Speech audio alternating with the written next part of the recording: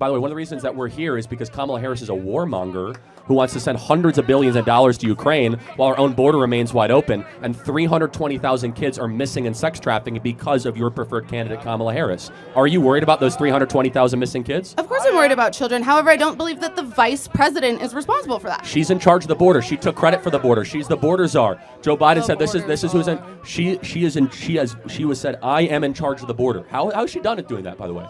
Has she done a good job managing the border? I honestly disagree with all of the past administrations on their border policies personally.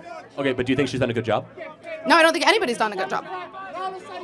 Do you want However, more? there was Okay.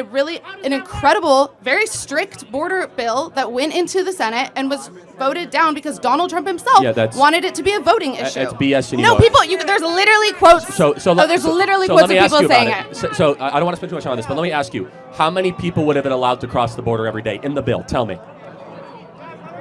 It's in the tens of thousands. 5,000 people a day. Yeah. It would. So that means. I'm not against that. Do you believe in borders? I do believe in borders, but I'm not against limiting by a random number. That's a random number. So we need to pay attention to the context in which people are crossing the border, why they're doing context. that. Context is important. So when someone robs a bank, if they're hungry, that's okay? Say it again. If someone is poor, should they be able to break into America? That's not at all what I'm insinuating. No, what's the context then? I don't understand.